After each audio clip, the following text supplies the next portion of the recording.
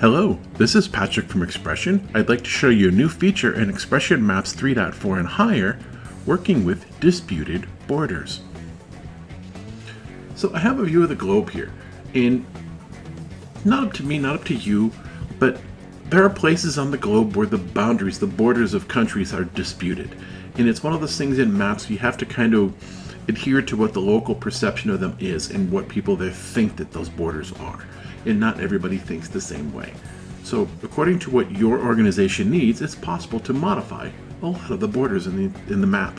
So I'm going to go ahead, I'm going to turn this on. If you go up to Edit, and you'll come down to, it says Select Disputed Borders. I'm going to click on it. I can also, if I don't want to click on it, I can use Alt-D to activate that.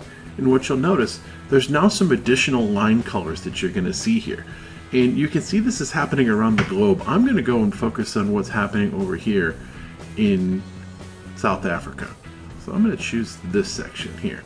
And what I want you to notice is Morocco.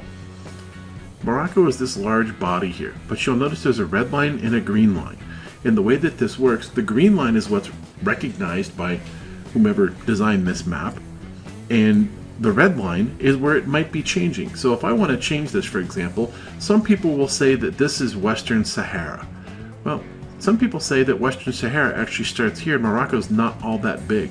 So if I double click on the red line, it becomes green. And if I double click on the green line, it becomes red. So if I was to just be happy with that, and I'm going to press Alt-D to turn that off, you see I now have a different boundary. And again, I pressed Alt-D. I could also have gone up to the section of Select Disputed Borders, and I can click off the checkbox there. Next thing we're going to do is I'm going to come down to this new area, and I'm going to hold down the Shift key and right click on my mouse and add to places country. And the dialog box will pop up here, and I have the ability to put it in, and I'm going to type in Western Sahara. And you know what? That's the same as the default as it is in English. If I knew the rest of them, that would be great. I don't, so I'm going to leave it alone. But this is where the text label will appear, and rank means 1, meaning it's a country. So if I knew the other ones, I would fill them in. I don't. I'm going to click Done.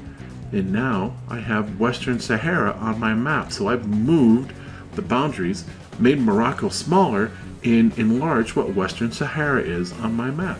So that's how you work with disputed borders in XPression Maps 3.4 and higher.